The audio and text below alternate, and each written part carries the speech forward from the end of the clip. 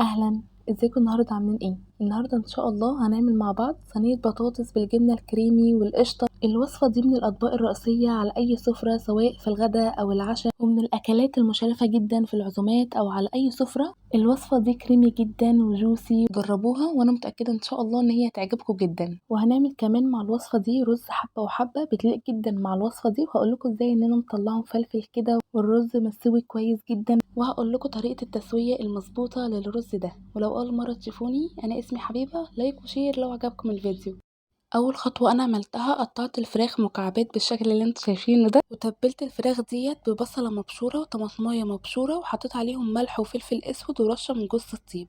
وهسيب الفراخ دي في التتبيلة لمدة ساعتين مش أكتر، ولو انتوا مستعجلين تقدروا انكم تشتغلوا على طول، مفيش أي مشكلة. والخضار اللي أنا استخدمت نص كوباية من البصل وقطعته مكعبات صغيرة، واستخدمت كمان شرايح من الطماطم وشرايح من الفلفل الألوان أحمر وأصفر، واستخدمت كمان فلفل سبايسي وده اختياري، وهستخدم كمان ليمون. والتوابل اللي انا هستخدمها في الشاورما، لو في اي نوع من انواع التوابل دي مش موجوده تقدروا انكم تستغنوا عنها. انا استخدمت معلقه صغيره من الفلفل الاسود، وكمان معلقه صغيره من مرقه الدجاج البودر بتكون بتدي طعم احلى، وكمان بتبقى صحيه اكتر. ومعلقه صغيره من البهارات الفراخ، ونص معلقه صغيره من الزعتر، وربع معلقه صغيره من الكمون ومن الكزبره ومن البهارات السبعه. حطيت طاسة على النار وفيها شوية من الزيت ومعلقة كبيرة من السمنة، واخليهم يسخنوا كويس جدا قبل ما انزل الفراخ. وبعد ما اتأكدت ان الطاسة سخنت كويس جدا، هحط الفراخ وهفردها. واهم حاجة اننا ما نقلبش الفراخ كتير، مجرد بس اننا نفرد الفراخ، علشان لو قلبنا كتير هنلاقي ان الفراخ بدأت ان هي تنزل المية اللي فيها، واحنا مش عايزين ان هو يحصل كده. ولو الفراخ نزلت ميتها هتبقى ناشفة، مش هتبقى جوسي زي ما احنا عايزين، وكمان هتبقى زفرة. واول ما نتأكد ان الفراخ خلاص اخدت لون من تحت كده، هبدأ ان انا اقلبها، مش اقلب برضو كتير، مجرد تقليبة واحدة. واول ما اتأكدت ان خلاص كل قطع الفراخ اخدت لون واحد، هحط البصل وهحط التوابل.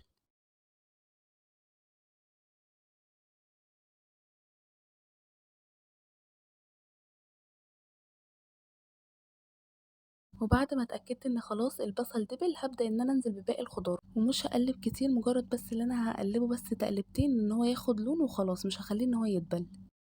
وبعد ما الفلفل خلاص دبل، هحط واحدة من الليمونة الكاملة،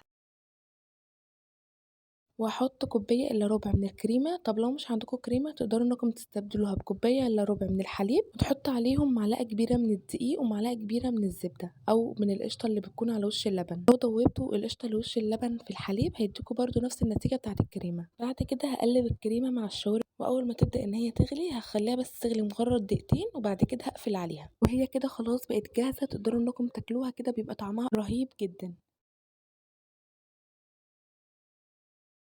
حطيت مية بتغلي على النار، وحطيت فيها معلقة صغيرة من الملح ومعلقة صغيرة من الكمون، وحطيت في المية دي 4 حبات من البطاطس متوسطين. وكمان انا بسلق البطاطس بقشرها علشان عايزة احتفظ بالمادة النشوية اللي بتكون موجودة جوه البطاطس. وللرز اول حاجة انا عملتها، حطيت معلقتين كبار من السمنة وعليهم معلقتين كبار من الزيت، وهحط 4 فصوص من الحبهان وشوية من الورق الغار، وهقلب الحاجات دي لحد ما ريحتهم تطلع. بعد كده هحط كوبايه من الرز غسلاه كويس جدا، واهم حاجه ان الرز يكون ناشف كويس جدا زي اللي انتوا شفتوه كده بالظبط. وهنحمص الرز ده على نار هاديه جدا، علشان الرز يبقى كله لون واحد، متكونش حبه غامقه وحبه تبقى لون فاتح وكده.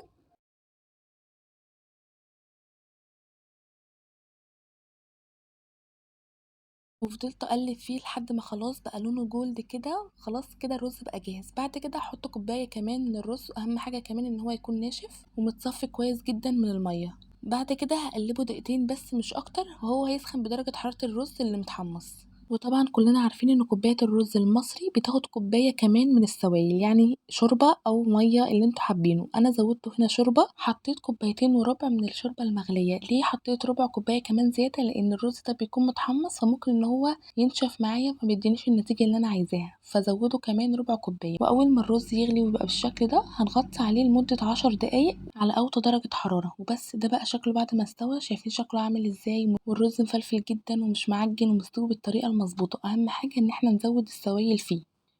والتوابل اللي انا استخدمتها في البطاطس وهتدي البطاطس دي نكهه حلوه قوي، حطيت تلت معلقه صغيره من الفلفل الاسود من توابل البطاطس، هكتبها لكم تحت في صندوق الوصف، وربع معلقه صغيره من الزعتر، وتلت معلقه صغيره من الكمون. والملح على حسب الذوق. واهم حاجه ان احنا نخلي بالنا من نسبه الملح، لان توابل البطاطس بيكون فيها ملح، وكمان البطاطس اللي احنا سلقينها بيكون فيها نسبه من الملح. وده بيكون شكل البطاطس بعد ما سلقتها كويس جدا، وكمان هرستها وحطيت عليهم معلقه كبيره من السمنه. بعد كده هحط التوابل واحط ربع كوبايه من الجبنه الموتزاريلا، وهقلبهم لمده 5 دقايق مع بعض بالشكل اللي انتوا شايفينه ده. بعد كده هكور كل حبات البطاطس بالشكل اللي انتوا شايفينه ده واحطها على الفراخ. والصوص الجبنة والقشطة الرهيب اللي هينقل الوصفة دي في مكان تاني خالص، هحط نص كوباية من الجبنة الكريمي وعليها نص كوباية من القشطة الكريمي اللي هي المعلبة، وأقلب الجبنة مع القشطة كده لحد ما يبقوا كريمي كده ويفكوا مع بعض. بعد كده هحط رشة من جوز الطيب، وأهم حاجة إننا منستغناش عن جوز الطيب لأنها مهمة جدا في الوصفة دي.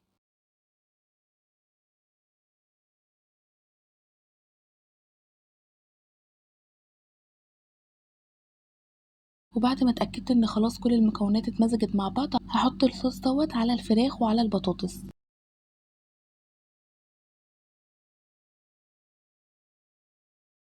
وهاحط رشة من الجبنة الموتزاريلا، ودي طبعًا بتكون اختياري بس بتخلّي الوصفة دي جميلة أوي. وبعد كده هادخّلها تحت الشواية لمدة 5 دقايق، وأهم حاجة إن تكون الشواية على أقصى درجة حرارة. أنا عايزة الصوص دوّة يتدخّل مع بعضه، وكمان الجبنة تسيح مش عايزة إن هي كل حاجة تاخد لون بسرعة وما تلحقش إن هي تسخن كويس، وكمان الأطعمة ما تتدخلش مع بعض. وده بيكون شكل صينية البطاطس والقشطة الكريمي والجبنة، شكلها وطعمها حلو جدا، وأنا متأكدة إن شاء الله لو جربتوها هتعجبكم جدا. هستنى التطبيقات بتاعتكم على صفحتي على الفيسبوك. بتمنى من كل قلبي إن فيديو النهاردة يكون عجبكم، ولو عجبك الفيديو ما تنسيش تحطيلي لايك وشير وسبسكرايب لقناتي على اليوتيوب، وباي باي.